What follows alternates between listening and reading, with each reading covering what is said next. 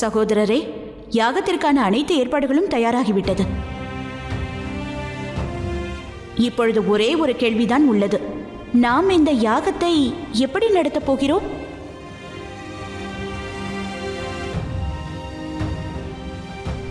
கௌரி, இந்த யாகத்தை துவக்குவதற்கு முன்பு ஓர் உண்மையை நீ அறிந்து கொள்ள வேண்டியது அவசியம். யாகத்தின் பூரணமடைந்த பலன் எக்கணம் கிட்டுமென்று அறிவாயா? யாகம் பூரணமடைந்த பிறகு, தட்சணை அளித்த பிறகு ஏற்படும். தட்சணை என்பது யாதெனில் உரியதை வழங்குவதே ஆகும். யாகம் பூரணத்துவம் அடைந்த பிறகு முறையான தட்சணை என்பது வழங்கப்படவில்லை என்றால் அதன் பலன் என்பது கிட்டாது, அந்த யாகமும் முழுமை பெறாது. இல்லை மகாதேவா, நிச்சயம் அப்படி நடக்காது. இந்த யாகம் என் புதல்வனுக்காக நடப்பதாகும். இதற்கான முழு பலனும் கிடைத்தே ஆக வேண்டும். தாங்கள் கூறுங்கள் சகோதரரே, நாம் அதற்காக என்ன தட்சணை அளிக்க வேண்டும்? தேவி, இந்த யாகத்திற்கு பிறகு நீ தட்சணை ஒரு பிராமணன், ஒரு சிசு மற்றும் ஒரு தேவதைக்கு அளித்தாக வேண்டும்.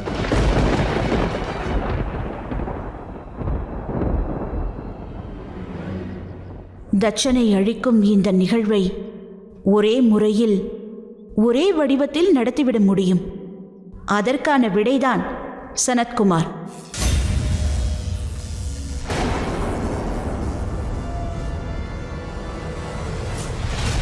நீ யார்? நீ ஒரு முனிவராக தெரியவில்லையே. நீ எப்படி உள்ளே வந்தாய்? அனைவராலும் இங்கு வர இயலாதே. இது வர இயலாத இடமாகும்.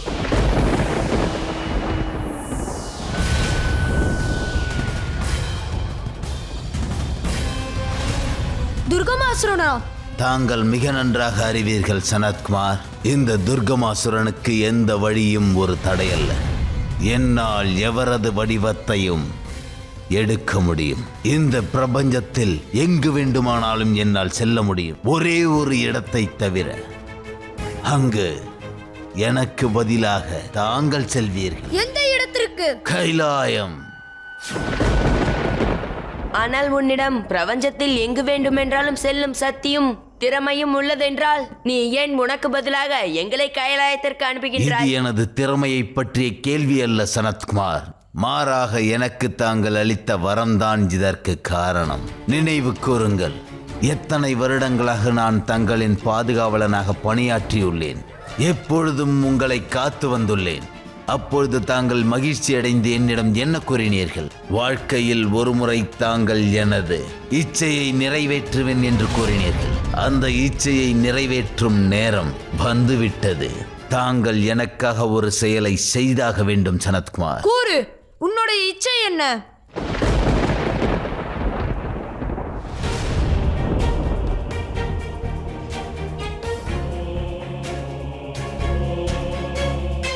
கைலாயத்தில் இன்று நடக்கப் போகும் இந்த யாகம் எனக்கு மிகவும் முக்கியத்துவம் வாய்ந்ததாகும்.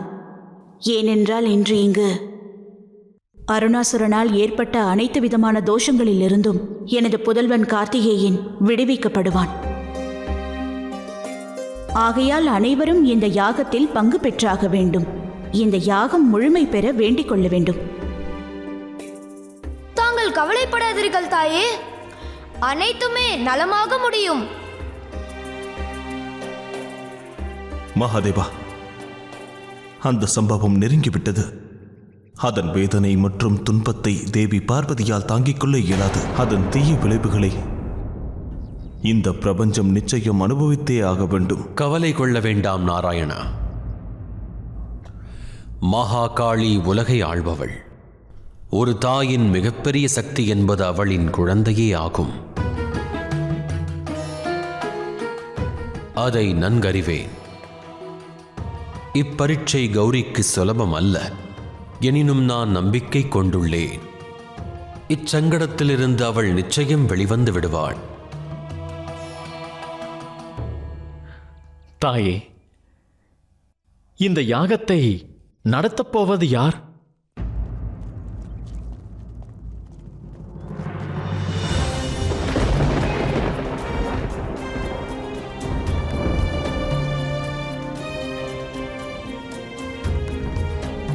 தாங்கள் இங்கு வந்ததற்கு மிகவும் நன்றி. தாங்கள் அனைவரும் கைலாயம் வந்து இந்த யாகத்தை எனக்காக நடத்தி கொடுக்க வந்ததற்கு மிகவும் நன்றி. வாருங்கள்.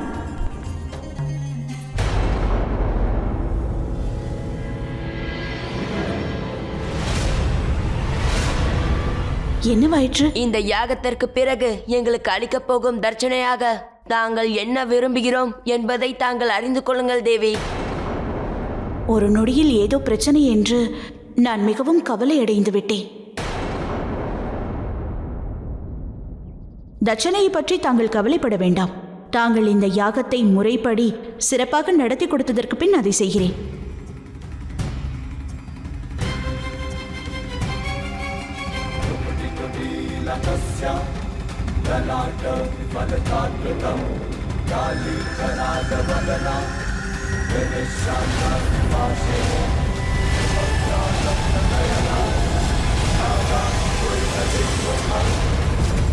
அங்கு உனது தாய் உன்னை தூய்மைப்படுத்துவதற்காக யாகத்தை நடத்தி கொண்டிருக்கிறார். இங்கோ இந்த யாகத்திற்கு பிறகு இந்த முழு பிரபஞ்சமும் எனக்கு கட்டுப்பட்டுவிடும். ஏனெனில் உனது தாயார் சனத்குமாருக்கு தட்சணையாக நான் விரும்புவதையே தானமாக அளிப்பார்.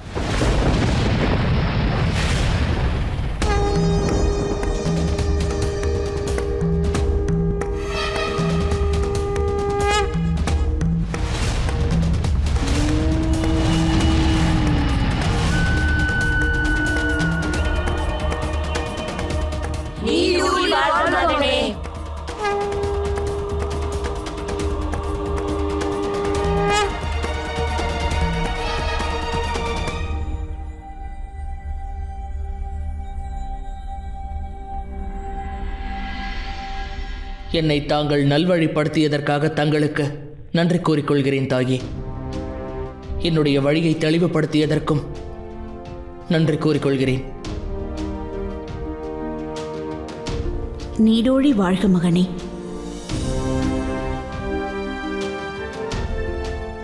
எனக்கு தெரியும், தங்களுக்கான தட்சணையை நான் அளிக்காத வரை இந்த யாகமானது முழுமை பெறப் போவதில்லை.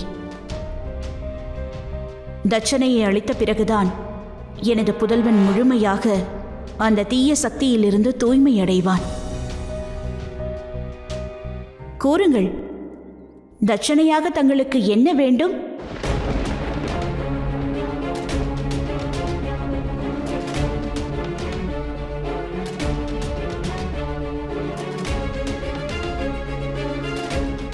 என்னவாயிற்று? ஏன் சங்கோஜப்படுகிறீர்கள்? ஏன் அமைதியாக உள்ளீர்கள்? ஏனெனில் தேவி, நாங்கள் இப்பொழுது தங்களிடம் கேட்கப் போகும் தட்சணை பற்றி எண்ணி பார்ப்பதே முறையற்றதாகும் தாயே. ஆனால் நாங்கள் கடமைப்பட்டுள்ளோம். நாங்கள் தங்களிடம் தட்சணை பெற்றாக வேண்டும். சனத்குமார், கார்த்திகேயனின் தாய், அவன் குரு மற்றும் இயற்கை என்ற முறையில் நான் இதை செய்தே ஆக வேண்டும். அதற்கு நான் தயாராகவும் உள்ளேன். கேளுங்கள், தட்சணையின் வடிவத்தில் தங்களுக்கு என்ன வேண்டும்? கேளுங்கள் தேவி, இந்த யாகத்தை நடத்தி தந்ததற்கு நாங்கள் உங்களிடம் ஒரே ஒரு தட்சணையை கேட்கின்றோம். தானமாக எங்களுக்கு மகாதேவரை அழியுங்கள், மகாதேவரை அழியுங்கள், மகாதேவரை அழியுங்கள், மகாதேவரை அழியுங்கள்.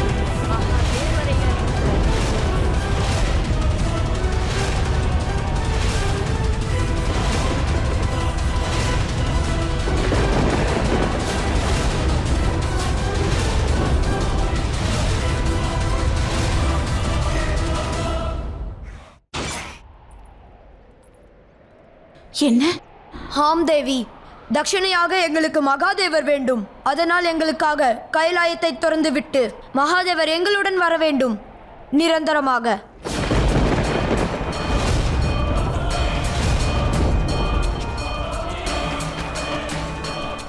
யாகம் நிறைவுற்ற பிறகு, தட்சணை என்பது அளிக்கப்பட்ட பிறகுதான் யாகத்தின் முழுமையான பலன் என்பது கிட்டும்.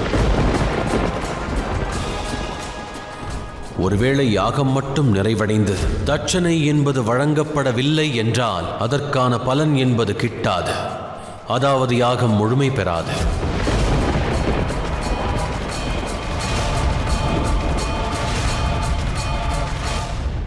நான் தான் தங்களிடம் தட்சணையாக என்ன வேண்டும் என்றாலும் கேளுங்கள் என்றேன். ஆனால் ஆனால் மகாதேவர் என்னுடைய அனைத்தும் ஆவார், என்னுடைய உலகம் அவர். நான் எனது உலகத்தை தங்களிடம் எப்படி அளிப்பேன்? வேண்டாம் முனிவரே, தாங்கள் வேண்டும் என்றால் எங்கள் உயிரை கேளுங்கள், நாங்கள் தயக்கமின்றி அளித்து விடுகிறோம். ஆனால் மகாதேவரை எங்களிடமிருந்து பறித்து விடாதீர்கள். சனத்குமார்,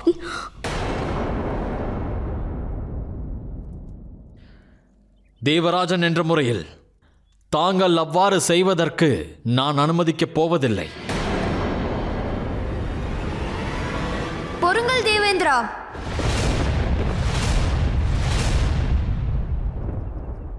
நான் காண்பதை நிச்சயமாக தாங்கள் காணவில்லை என்று கருதுகிறேன்.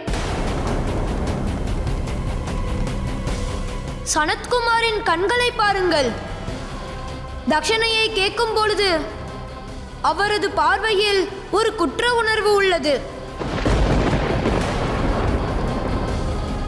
நிச்சயமாக சனத்குமாருக்கு ஏதோ நடந்துள்ளது.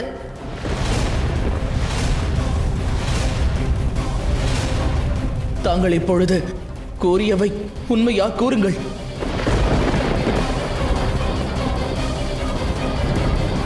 எங்களை மன்னியுங்கள் தாயே.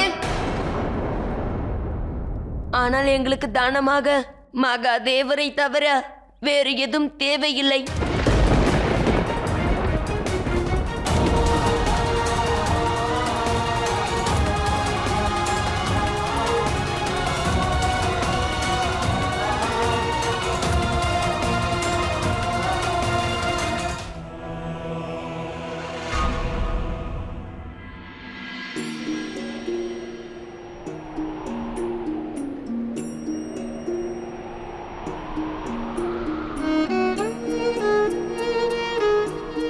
மகாதேவா, ஒரு தாயானவள் தன் குழந்தைக்காக கடுமையான அக்னி பரீட்சையை சந்திக்க நேரலாம்.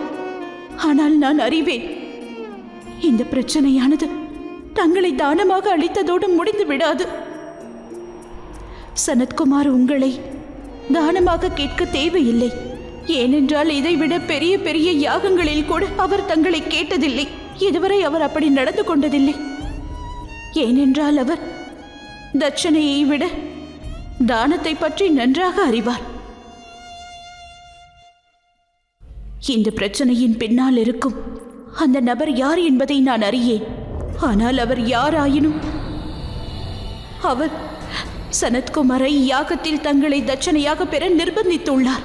அவர் நிச்சயமாக சிவன் சக்தியை பிரிக்க நினைக்கிறார்.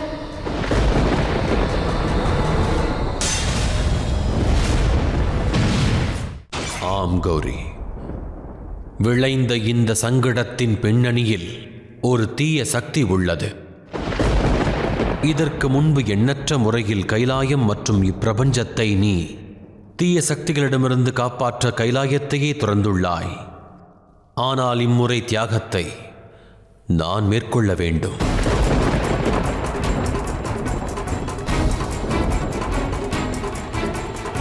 என்னை அடையும் பொருட்டு நீ மேற்கொள்ளும் இப்பயணத்தை நிறைவு செய்கையில் தீய சக்திகள் அனைத்தையும் நீ அழித்து சாம்பலாக்கி இருப்பாய். யுத்தம் கைலாயத்தில் நடந்தால் என்ன, பாதாளத்தில் நடந்தால் என்ன, நான் அனைத்து தீய சக்திகளையும் அழித்ததற்கான காரணம் தாங்கள் என்னுடன் இருந்ததுதான். எனது மகாதேவரின் வழிகாட்டுதலின்படிதான் நான் வெற்றி பெற்றேன். ஆனால் தாங்களே என்னுடன் இல்லாத போது என்னை இந்த யுத்தத்தில் எவர் வழி நடத்துவார்?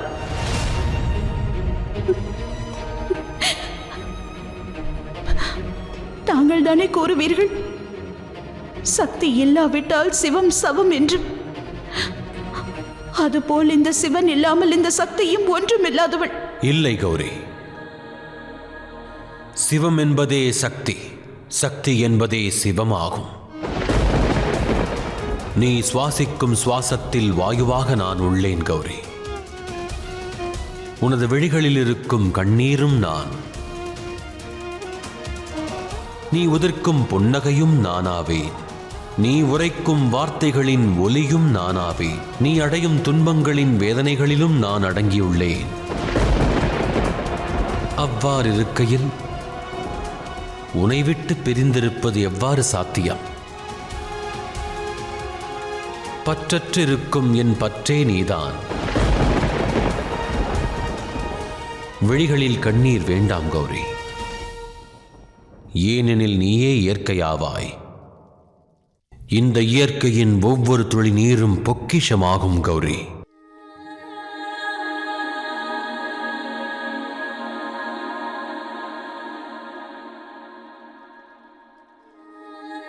ஏனெனில் உன் விழியின் ஒவ்வொரு துளி நீரும் வாழ்வின் ஒவ்வொரு நாதமும் ஆகும்.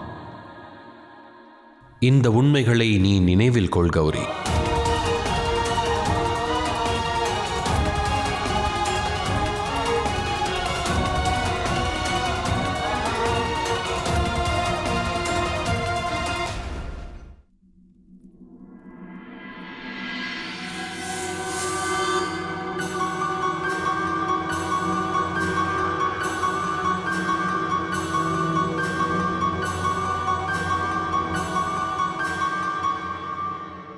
பதில் கூறுங்கள் பார்வதி தேவி. தாங்கள் மகாதேவரை எங்களுக்கு தானமாக அளிப்பீர்களா அல்லது இல்லையா?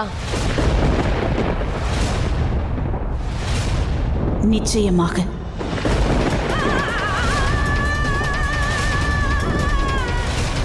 நான் மகாதேவரை நிச்சயமாக தட்சணையாக அளிப்பேன். அதன் மூலம் எனது புதல்வன் தூய்மைப்படுத்தப்படுவான்.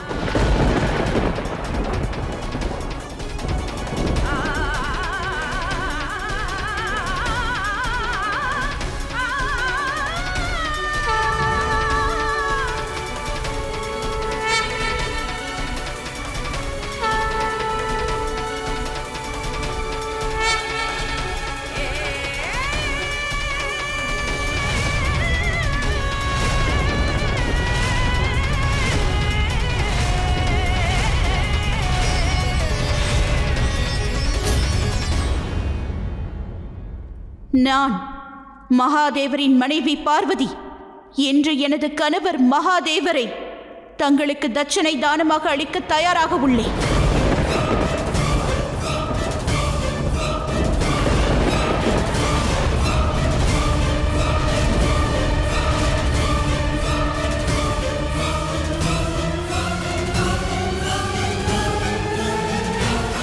எனக்கு மகாதேவரை தட்சணையாக அளிக்கும் உரிமை உள்ளதென்றால் மகாதேவர் எனது வாழ்க்கையில் எவ்வளவு முக்கியம் என்பதை இன்று இந்த பிரபஞ்சம் முழுவதும் அதை அறிந்து கொள்ளப் போகிறது.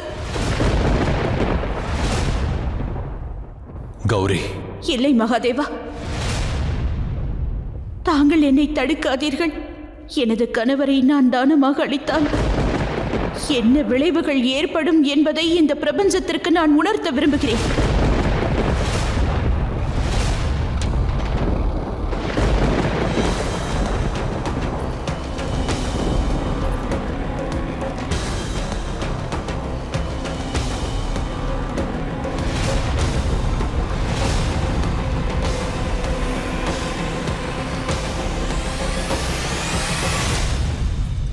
எனது கணவர் என்னுடன் இல்லை என்றால் எனக்கு எந்த ஸ்ருங்காரமும் தேவையில்லை. நான் மகாதேவருடன் சேர்த்து இந்த ஸ்ருங்காரத்தையும் தானமாக அளிக்கிறேன்.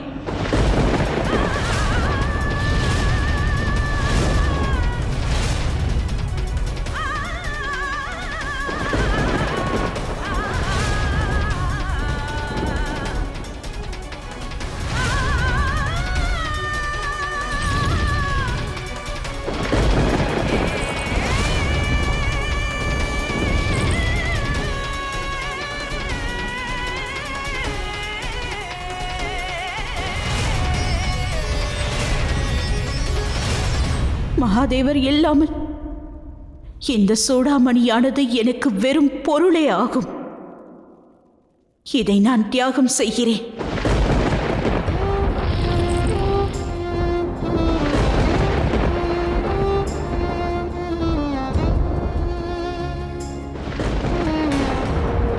இன்பம் மற்றும் துன்பத்திற்கு பொதுவானது கண்ணீராகும். இன்பத்திலும் துன்பத்திலும் கூட இந்த கண்ணீரானது நம் கண்களிலிருந்து வரும்.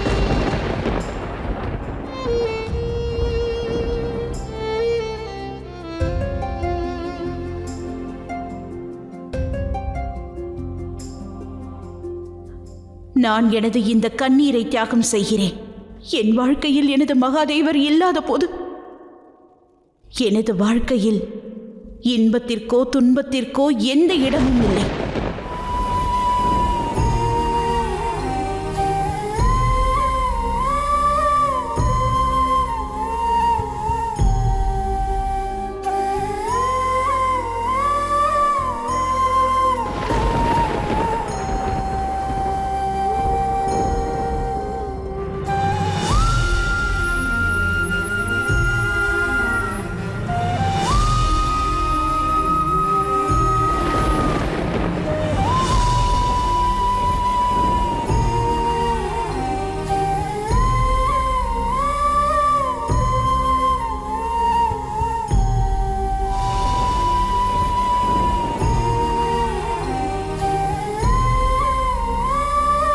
சமயம் வந்துவிட்டது கௌரி. நாம் பிரியும் தருணம் நெருங்கிவிட்டது.